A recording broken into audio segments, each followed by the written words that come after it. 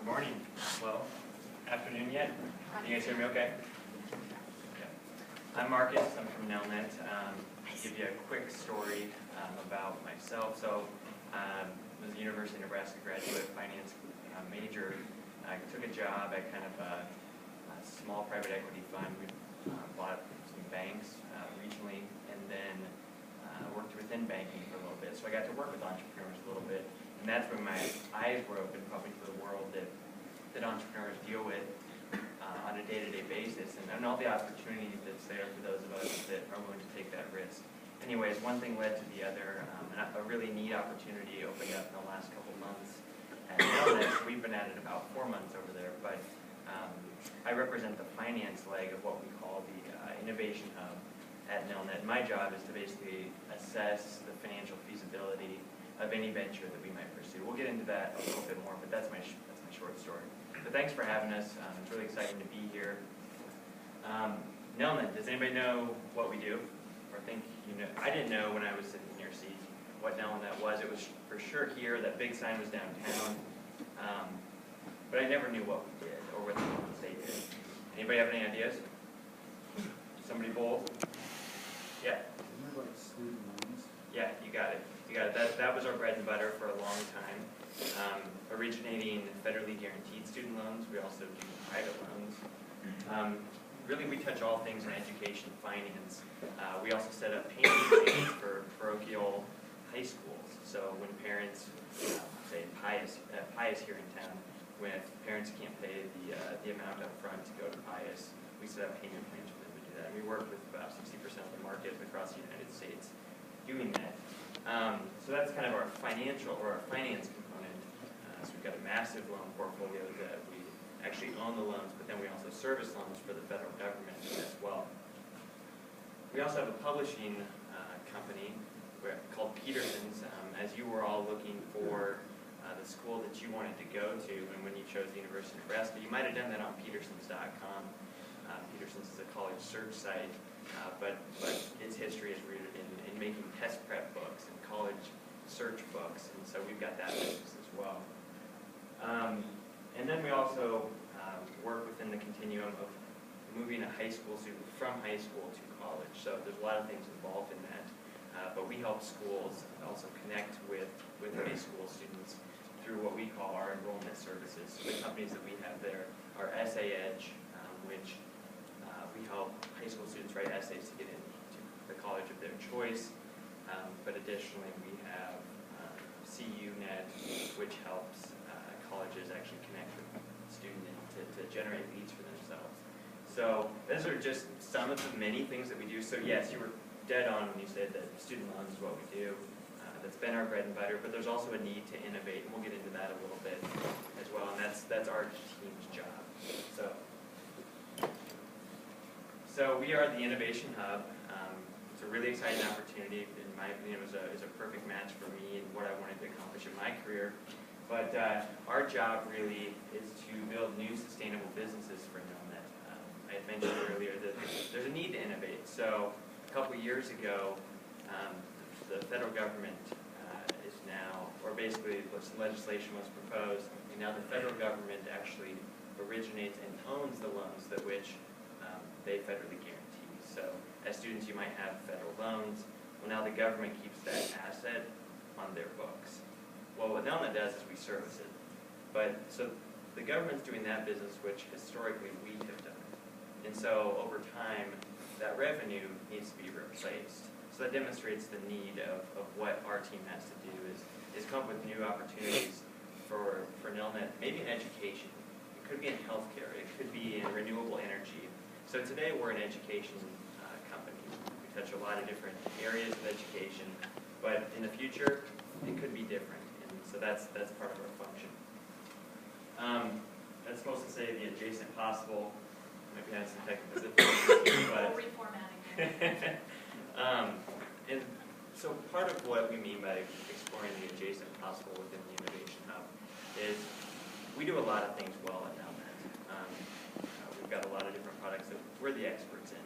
And so part of the adjacent possible is understanding what you do well and how you may take that, what you do well, and apply it in different industries. So, for for instance, we're very good at reaching out to people and telling them, hey, your student loan payment is late.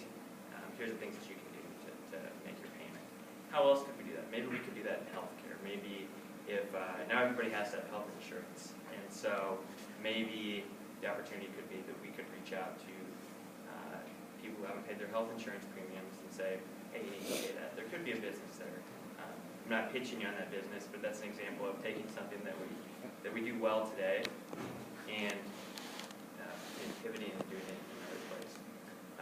For instance, we could serve our existing customers in education a little bit differently.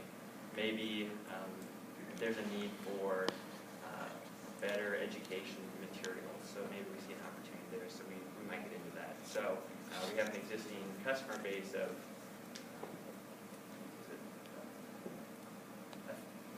100 higher ed institutions and about 650 K-12. So, is that right?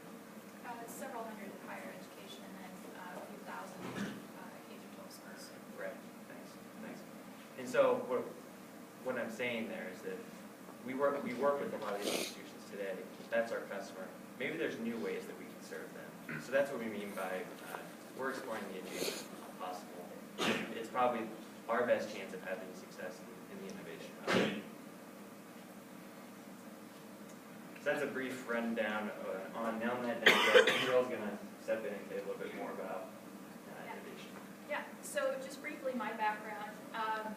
I was a UNL employee for 4 years prior to my current gig at Nelnet, and I worked with the startup community supporting startups, supporting inventors here on campus. So when there's a new invention or a new technology, I worked with the group that helped patent those technologies. And so that was my interest in the startup community, creating things, what can come out of the knowledge and the learning that's happening here on campus. And then finally I got the itch a couple of years ago and started my own business called Pop Art, and I make gourmet popsicles. And so that was pretty much just a hobby business, to be honest, but it was great to kind of get out there and do it and not just talk about entrepreneurship. And so I've been running that for a couple of years, and I'll get into a little bit of that later on, kind of looking for different markets and how to think about applying your ideas in different ways. So enough about us. Let's talk about you. So I want you to get out your phone, or if you have your laptop out, that works. So first, I want you to think about what's a challenge, what's a problem, what's your biggest pain about being a college student? What's a pain in the butt about being a college student? Think about that. Is it something having to do with the money, financing it? Is it social, finding the right group to fit into? Is it the academics? Is it the courses are really hard? Is it balancing work and school? Try to think about what's hard about being a college student in your life, in your friend's life. Think about that. Okay? I also want you to think about a time when you recently encountered that problem, a situation that kind of encapsulates when you had that problem, and it was really on your mind. Is there a particular situation that came up? Think about who was there, what kind of led to that being a problem for you. Okay? Does everybody have something in mind? All right. See a couple of heads. Good. So I want you to go to this top link. That's INHUB. Lower or uppercase will work. And answer a few questions there for us, please. Thinking about that situation. Thinking about when you had a problem as a college student.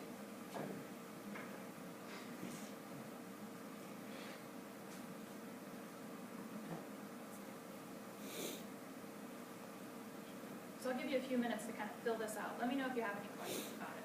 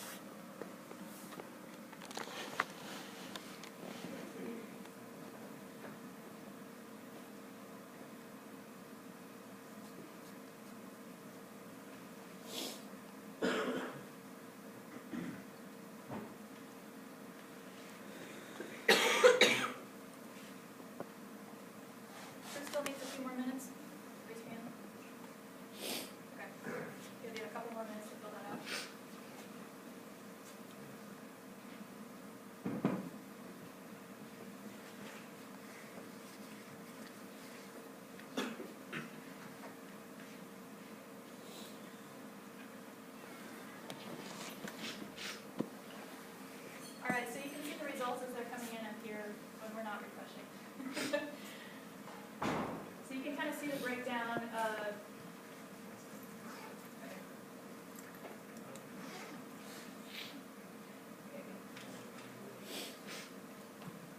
well, anyway, we can share the results with you. This is the first time that we've tried this, and I was so excited that they were trying something in Google to see if we could do this, so that. Okay, so one quick before we have to refresh again. All right, so these are the different types of problems. Blue is academic, red social, yellow or orange is financial, family, and then other combination is purple.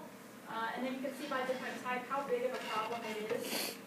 People said anywhere from small problem to, Sorry, I just turned you on. didn't mean to holler at you, to anywhere from a small problem to a really big effect on your life.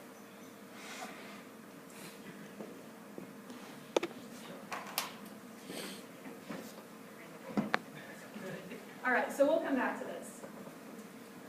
I have a question for you. Why do most businesses fail? Financial reasons? Why else? Why do they have financial problems? Yep. Say that again. Not enough demand for the products. Not enough demand? All right. Exactly, not enough customers. It's a customer problem. Most businesses, most businesses don't fail because of bad technology, bad ideas, not enough customer demand. It's all about the customers, right? So, where do we look when we're going for ideas? At Nelnet, we talk to both internal experts and we talk to external customers as well. So, today we're not just here out of the goodness of our hearts teaching you about this. We also want to know what you think and what are problems in your lives too. So internally we talk to focus groups. We have 2,600 associates within Nelnet. They live and work all over the country, work with different constituencies. So some might work with a financial aid office at a university. Some might work with a principal at a K-12 school on the other side of the country. So people have different touch points for different places in education and different finance avenues. So we talk to those people and listen to what they're hearing from customers, because they reach out and they're talking to customers all the time, or customers get a hold of them and say, hey, this is a problem, I want it to work like this, I need this feature, I need this new offering, that sort of thing. So we talk to them, and we have regular roundtables with people internally. Externally, we also get out and talk to customers or potential customers like yourselves. We also talk to school administrators, different types of students. We might talk to families. If parents are doing a payment plan through Nelnet, we might want to learn how that's working for them, what they still need for other options. So we get out and we talk to customers. That's where we find out what the problems are, potential solutions, and what we might be able to offer. So with 2,600 employees, working with several hundred universities, several thousand K-12 schools, we have millions of borrowers for student loans.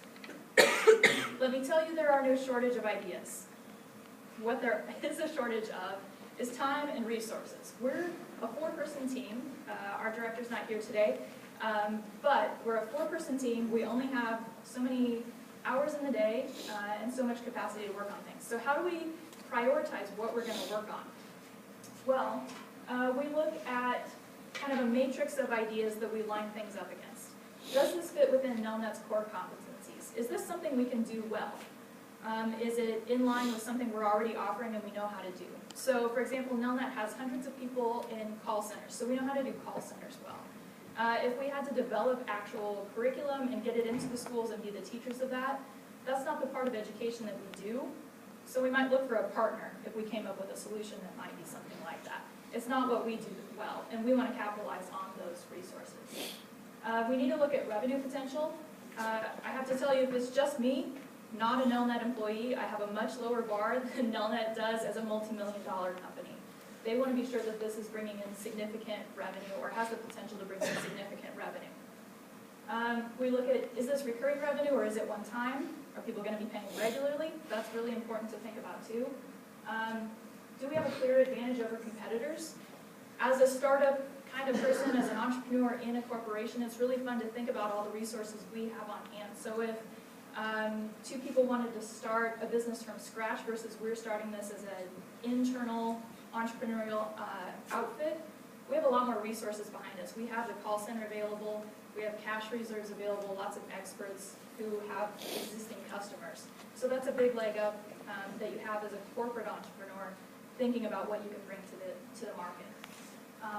And is there a clear and consistent customer problem? Are you really solving a problem, and is it a big problem for people? Maybe it's a problem, but I don't care enough to pay to solve it. We need to be sure that people are motivated enough in order to pay to solve a problem. Who's heard of the lean startup approach?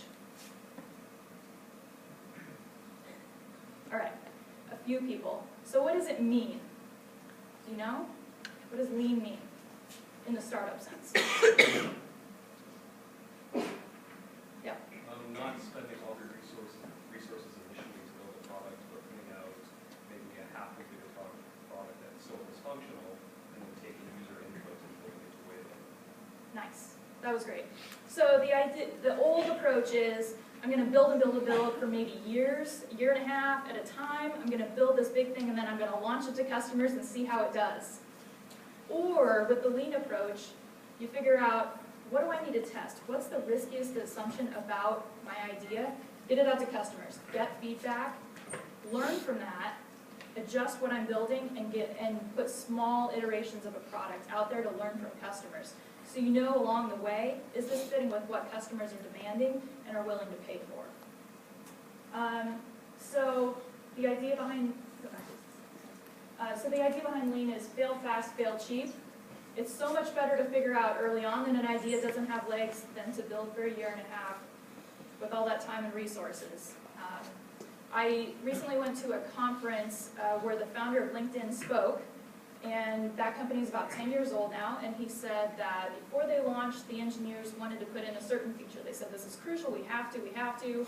He pushed back on him and said, our customers aren't saying they need this. Let's just get out our minimum viable product and put it out there and see when they demand it, and then we'll put it in there. He said 10 years later, they still don't have that feature in there because customers aren't demanding it.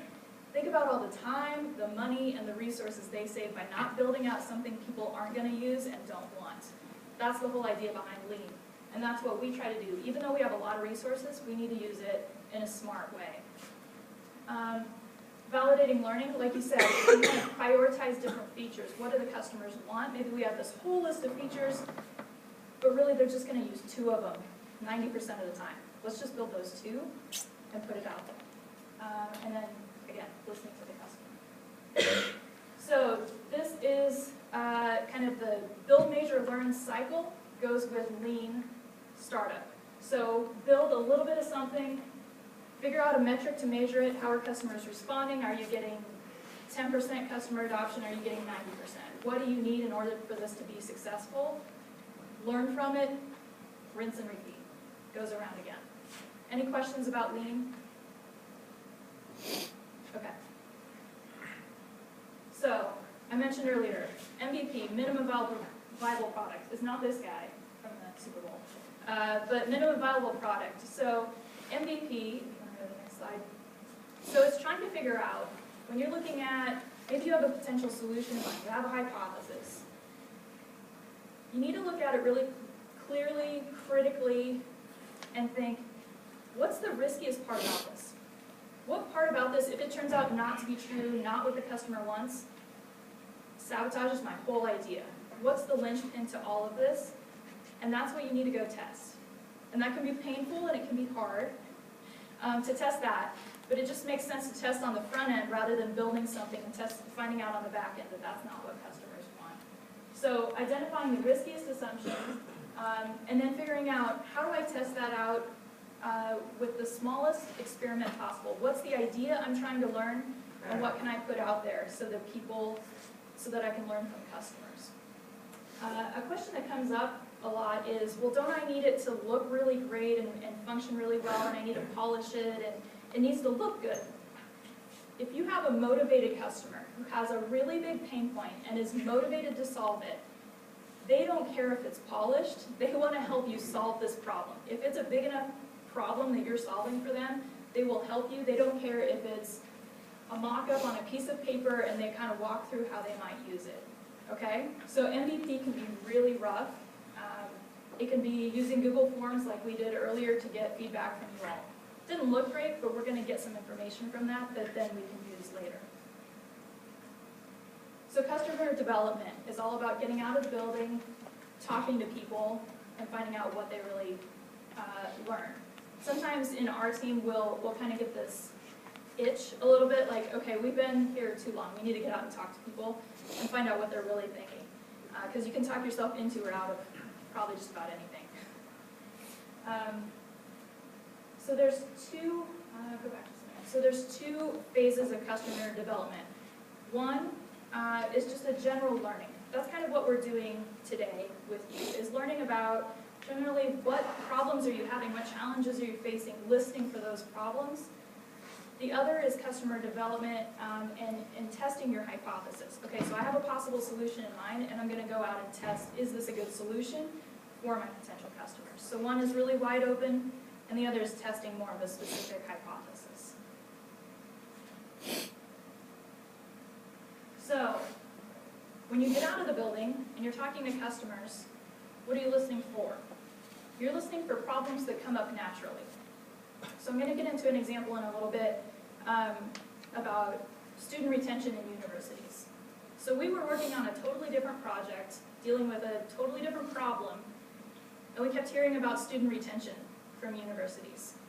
And after a while, it's kind of like, why do they keep bringing this up? We're talking about recruiting students, and they're talking about retaining students. So finally, if this keeps coming up naturally in conversation, that's the time when you say, okay, this is a really big pain point for these customers if they keep talking about it when I'm not even asking them about it. And then the other thing to listen for is, are they trying to solve it right now in a way that's maybe not so great? They're trying some workarounds, and they're trying to figure out, how do I make this work? Why would that be important if they have some other solution already? Why is it important to listen for that?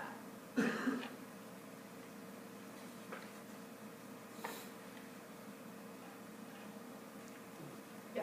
See if you can't find a better solution for them. See if you can find a better solution for it. It also tells you they're really motivated to solve this problem. The best indicator of future behavior is what's already happened. If they're already trying to solve it, that means they might be a good candidate to buy your service in the future. Okay? So, this retention problem that came up, so we were hearing about retention, and somebody said, okay, let's try to figure out this retention thing. So, our hypothesis was, let me give you some context. So if you look at studies about why students drop out of college, finances are always in the top 5, the top 10, maybe the top reason that students drop out. Finances, finances, finances. College is too expensive, right? We see it in the headlines a lot. But if you look at retention strategies that universities use and they talk about academic tutoring, they talk about building social bonds, so you're in these learning communities and things like that your first year. Very little to nothing out there about helping students with finances. So what's the disconnect there? So our hypothesis said, maybe we can help provide a financial solution for students, and we provide that to universities. Maybe they have a cash flow problem. Maybe they can identify the students who need that. Resources are limited, so how do you proactively figure out which students need it most? So maybe they have problems with these things, and we can help them out with those things. So our riskiest assumption is universities want to provide financial solutions, but they can't because they don't have the cash or they can't identify the students. So we got out and we were talking to students. Well, we didn't get out. We were on the phone a lot. We were calling people all over. And what were we hearing from them? We were not hearing that they wanted to solve it through financial means. We asked them, how have you gotten to these retention strategies already? And they talked about committees, and they talked about big plans and consultants and all this kind of stuff. Nothing about finances was coming up. And so what we did here, so when we didn't hear that, we followed up and we said, so we see that finances are a major contributor to students dropping out.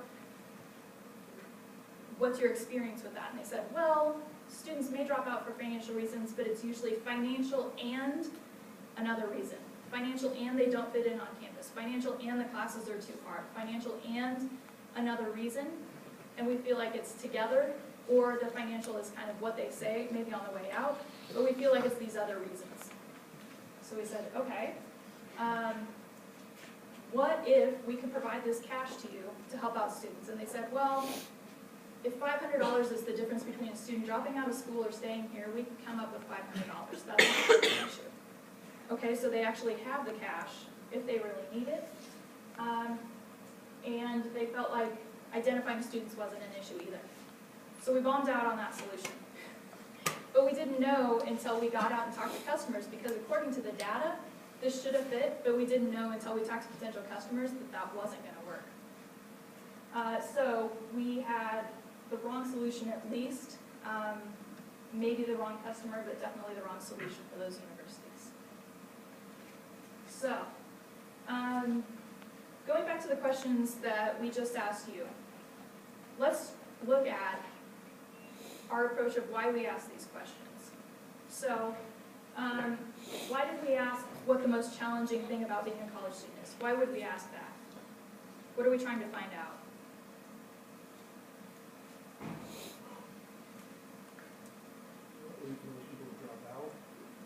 Well, it's most people to drop out. Yeah. What are those pain points that you all are experiencing? Maybe it leads you to drop out, maybe it affects your grades, maybe you transfer to a different school, something like that. So we wanted to learn about what's affecting you. Why would we ask you to rate the problem? So we know the problem. Why do we care about if it's affecting your life a little bit or if it's affecting your life a lot? Why do we care about that? Prioritize the problems, which ones you should work on finding a solution first. Yeah, prioritizing the problems. Who's feeling this problem really severely, you know, and who's feeling it just a little bit? That helps us kind of rank order. What are we going to tackle first? Why did we ask you to describe the situation where you encountered a problem? Why would we care about that? Why isn't just knowing the problem good enough? Why do we need to know that other stuff?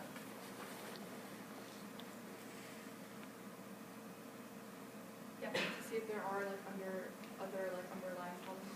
Yeah, exactly. If there are other underlying problems. Other reasons? Other ideas? Yeah. I have a question. Yeah. Have you ever like done like data like and seen like if either financial reasons are like a reason for another problem like becoming another problem and then them dropping out, or like a problem first and then financial and then drop out, or like have you ever done like research to see like which one maybe might occur first? We don't know which one might occur first, but I think you're definitely right that maybe you're having financial reasons, you need to work 80 hours a week and so that affects your academics, or vice versa, you don't feel like you fit in on campus and so on your way out you say, well, you know, financials, I didn't really want to seek out other scholarships or something like that. Yeah, but that's definitely something to look into, what comes first there. Okay, so we wanted to know the situation so we know what other factors there are, what the context is, and maybe even how it fits with other solutions that might be coming up. Is this all part of a bigger idea even? And then the one where we asked you if you could wave a magic wand. Why did we ask that? It's kind of a ridiculous question, right? So why did we ask that? Yeah. So we can offer a solution to the problem. Exactly. Thanks for the solution, everybody.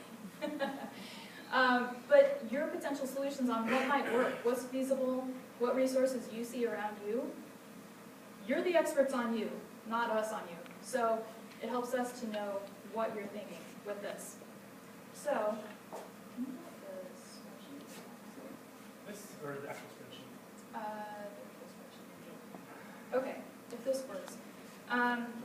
So, let's talk about some of the solutions either that you put out here or maybe that you heard about from your friends as potential solutions for these problems. Can you shout out a couple and we'll talk through how might that fit with Nelnet's resources. So let's start with, okay. So it looks like overwhelmingly, okay, there we go. So it looks like financial was the largest piece of the pie at almost 28% of you. Then about a quarter people said academic, and then find a combination of the two, or of several of these, and then finally family and social. So let's take academic. So if people are struggling with academic, oh, let me see this worksheet. Okay, so what are some academic problems that people might face? Yeah. Like certain scholarships require a certain GPA. Okay, so meeting a certain GPA. What else? What are some academic challenges that people might face? Required courses Okay, that you're not interested in that you have to take. okay, so required courses that maybe you're not so interested in. So a certain GPA, required courses, what else? What are other academic challenges? Limited number of seats in classes you are interested in. Okay, so the classes fill up, there's a limited number of seats. What else? Difficulty of classes, is that an issue? Feel free to say no if it's not. Yeah, it can be, what's that? I said it depends on the class. Depends on the class. So maybe sometimes, but not always? Okay. All right. So if we're looking at need to meet a certain GPA, there's required classes. Even the classes you're interested in could fill up. And then sometimes the academics are pretty challenging, sometimes they're not. All right. So what are potential solutions to some of those, to academic challenges? What can address those? Tutors, all right. What else? More than two people. Yeah, go ahead. Make the coursework more relevant to different majors. Okay, so making the coursework more relevant to different majors. Yep. Getting groups. Getting groups. Okay, so like study groups kind of thing? Sure. All right. What else? Excited teachers. Okay, excited teachers, motivated, be up there? Yep. Expanding class sizes. Okay, so expanding class sizes so that they don't get filled up. Anything else?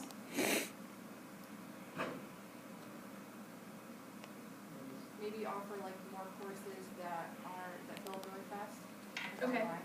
So more sections and things like that. Somebody more. All right, so let's take one of the first ideas, tutors. So if you're coming at it from a corporate entrepreneurship perspective, tutors is very one-on-one or maybe in small groups. What's a way that we can scale that to reach a lot of people? How can we reach a lot of people with tutors? With that idea, yeah. Books about topic. Books about the topic, all right. How else? Like an online tutoring program or something? An online tutoring program, all right. I think the availability of tutors, if they're extended, like I know at SEC, they pretty much have like 7 to 9 from like the morning to the afternoon. Mhm. There aren't like that. Okay, so expanding availability, what's that? It's usually not subjects. Okay, so expanding availability, both time-wise and with lots of subjects for tutors, making sure they're there a lot of the time. Yeah. Making more resources available to people that like don't have scholarship programs, because I have a lot of resources because I'm in a scholarship program. I know a lot of people that don't have something like that. There isn't really that many resources for classes other than like English. Okay, what kind of resources? Well, I have like a tutoring center that I can go to, and then I'm in another program as well. I don't know, just for classes that aren't just math or English or science, like any other kind of classes that they might need tutors for. Okay. So a tutoring center. What else? How do you bring tutoring to a lot of people?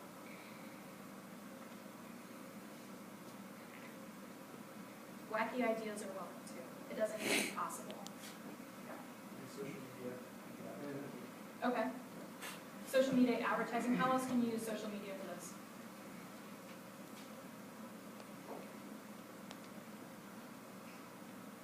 Anybody?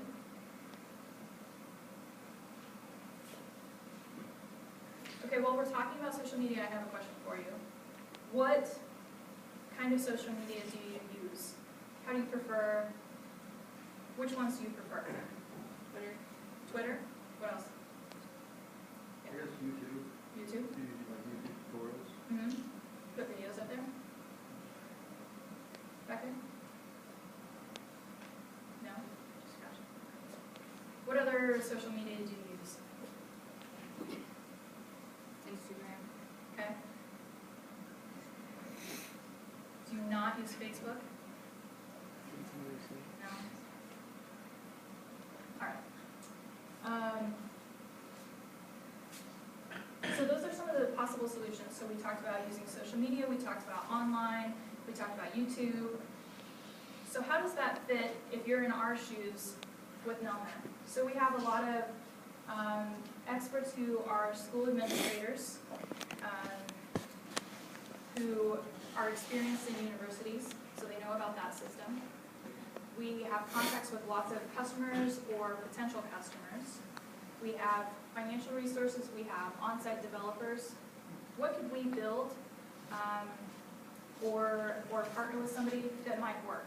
How would you approach that? And what do you test out from a corporate perspective? Okay, that was a lot of questions. The first question is, what do you need to test first? So say we're going to do online tutoring. What do we need to test first? What's risky about that idea? What might not work about it? Building awareness? Building awareness. So getting people there, that's a big issue. How do you get people there? What else? What's risky about that? All the like video connections. Okay, so the technology piece of it, is it really going to work? Yeah. Acknowledging like different learning styles. Okay, so different learning styles. That can be pretty tricky because there's a lot of different preferences out there, right? What else is risky about that? Yeah. Existing competition. Okay, existing competition, we need to see, does the competition already have the field covered, or is there an opening for us? Oh, I was gonna say, it's very broad, so knowing what to Right, where do we start? Are there particular subjects that people want to know about, particular kinds of classes that they want to know about? What else is risky about that? What do we need to test before we build a whole huge program or a whole company around this? Yeah. How many people are actually interested in using online tutoring? All right, so how many people want to learn online and get their tutoring that way? Yeah, we need to know the customer demand might be there, even if we can adjust to different learning styles or whatever it might be. Yeah. All right. So if we need to test demand for customers for this online video tutoring program, how do we test that out without building the whole thing? How can we test that? What's an MVP to test online tutoring and see if customers are interested?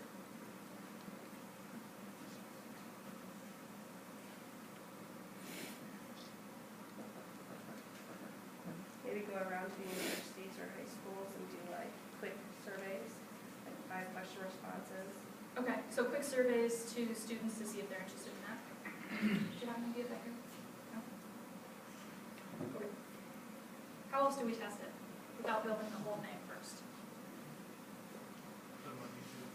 Put them on YouTube. All right. So see if people want some videos that way. Then we don't have to build a whole technology platform and think about that. Otherwise, so we have surveys, we have YouTube. How else can we test it? Yep. See how many people are taking online classes as of now, and if they like them or not. Okay, so how many people are taking online classes right now? How do they feel about that? Are they really learning things? That kind of thing. All right.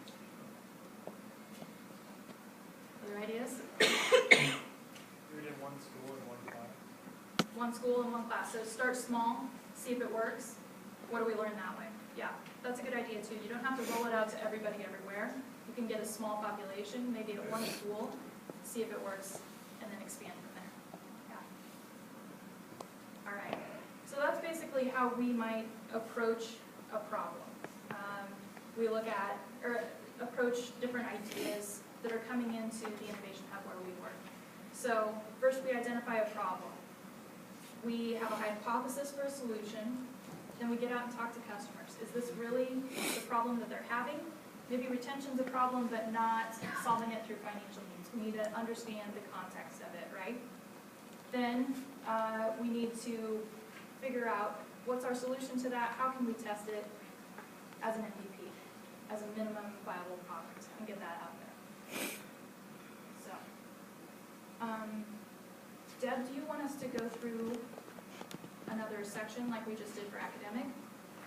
I can't actually see it. Sure. Okay. Okay. So let's take a look at the financial one, since we touched on financial earlier. So, quickly, I want you to kind of break this like into fourths here, and this group into fourths here. Talk with people around you about what are the issues that students are facing financially, and what are some solutions, and then how can you test that solution as an MVP, okay? So those are the three things. What are problems that people are having? What's a potential solution, and how do you test that solution, okay? So we'll give you 5 to 10 minutes to talk with people around you, and then we'll come back to the group and see what we come up with, okay?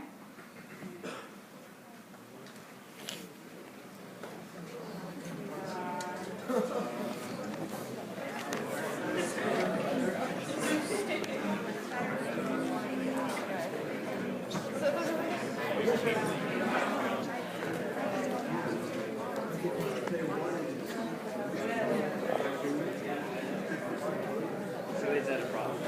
I mean, so it doesn't necessarily have to be it's a problem. You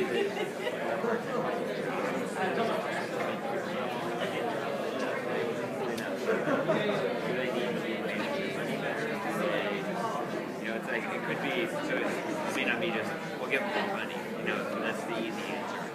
You can use a credit card, those are out there. So it's not terribly innovative. What other sorts of things could we do? So it could be on the education side, it could be a product, it could be there's a whole different way, a whole bunch of different things. So, or maybe are people going to the wrong sort of people spending way too much money on school? They can't afford it. So they should have actually chosen the ones that can afford it. So it could be that. Those are just kind of different ways people think about it. Like, because the easy answer is like, we'll give them more money. Like, of course, why wouldn't you? But that's too easy. It's like, there's got to be something more innovative. So, anyway.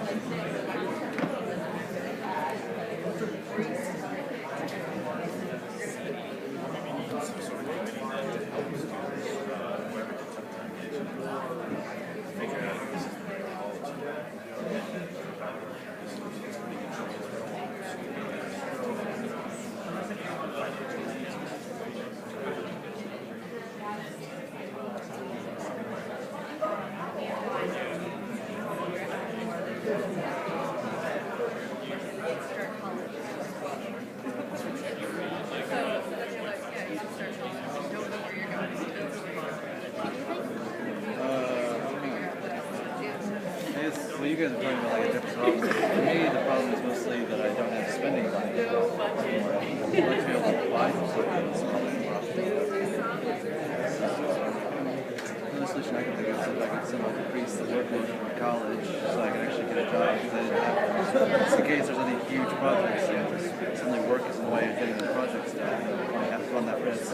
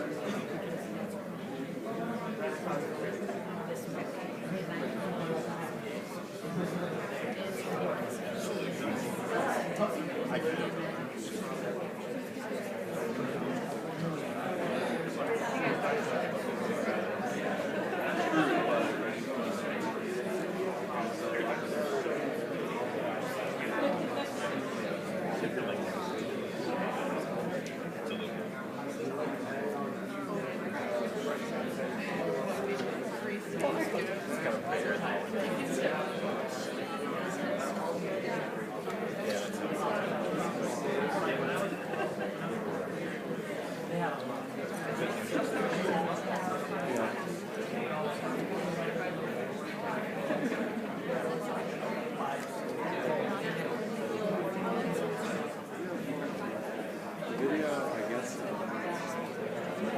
I know you got that.